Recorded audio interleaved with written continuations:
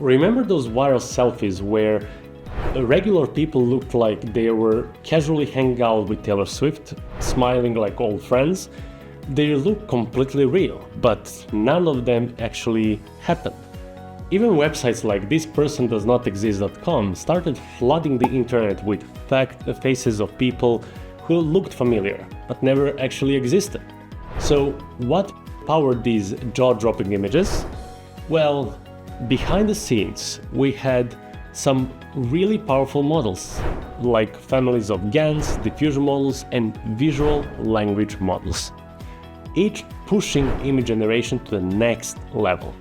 Hi, I'm Luka Anicin, an AI machine learning expert. Together with me, you'll unpack how these systems work, how they evolve, and how they are changing the way we create, interpret, and even question visual media.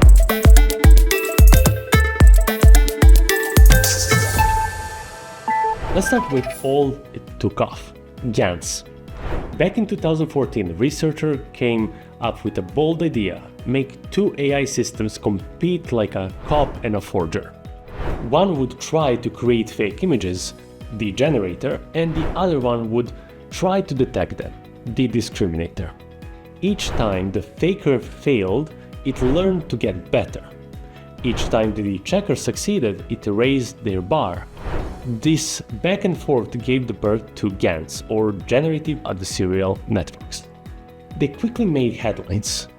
Tools like ThisPersonDoesNotExist.com could generate ultra-realistic human faces out of thin air. Smooth skin, detailed eyes, natural lighting, it all were convincing, but none of them was real. That said, GANs weren't perfect. They were fast, but also unpredictable. Sometimes they create duplicates.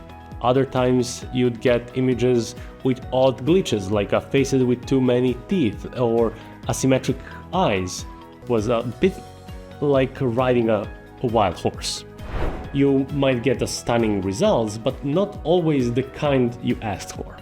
So, how do you tame the image generation without losing creativity?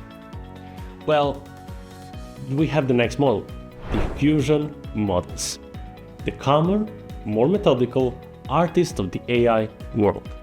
Instead of playing a game of deception, these models start with pure noise, like a static on a TV, and clean it up little by little until a clear image emerges. Imagine it like adjusting an old antenna until the picture sharpens. That's basically the idea. During training, the model learns how to both add noise to the image and remove it at the same time.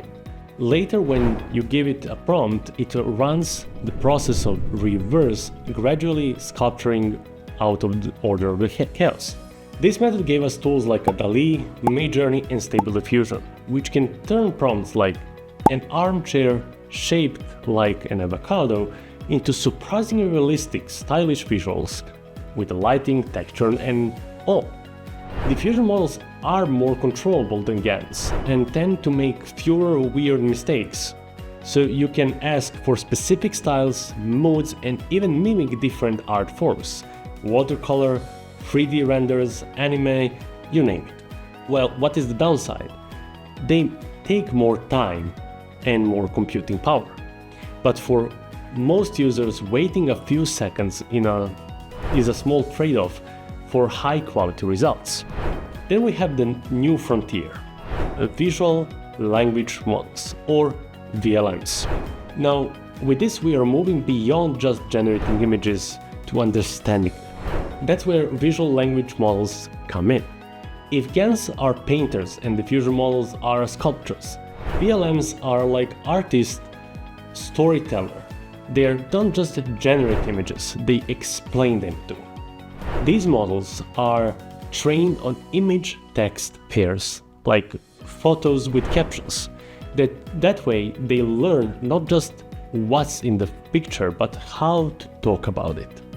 Take a DeepMind's Flamingo, for example. Show it a birthday photo and it might say 4 friends smile around a chocolate cake, 2 balloons float near the window. It's not just recognizing objects, it's narrating a scene with context. What's wild is that you can prompt a VLM with something like a sad robot sitting in the rain, and it generates the image. Then you ask, why is the robot sad? And it might respond, it rusted joints ache, the puddle reflects its lonely silhouette. It's not just drawing anymore, it's imagining, responding, and storytelling. That said, VLMs still have limits. They are expensive to train, need enormous amounts of data, and sometimes hallucinate, inventing answers without truly understanding them. That sad robot doesn't feel sad, it just knows what sad is supposed to look like and sound like. So let's have a quick comparison. Same input, 3 different minds. Let's say we ask all 3 models to learn from images of handwritten digits. Again, we'll study the curves and invent new versions of 7s, for example, that have never existed before, but look plausible. Diffusion models will start with noise and slowly carve out clean, creative versions, even in the new fonts or styles. And VLMs could do both, and also explain that is a 7 because the top line tilts the left and the lower stroke curves at the end. The same data is approached in 3 different ways. One invents, one refines, and one explains. From glitchy GANs to articulate VLMs, image generation has gone from wild guess to visual conversations. Each leap solved an old problem and opened new possibilities, richer art, better tools, and smarter interactions. So, the next time AI helps you create a storybook, design a character, or describes a photo out loud, remember, it's not just generating pixels. It's building on decades of breakthroughs, from static noise to scene that speaks. Code faster. Build smarter. Lead the future of AI. Join the Advanced AI Engineer certification. Check out our website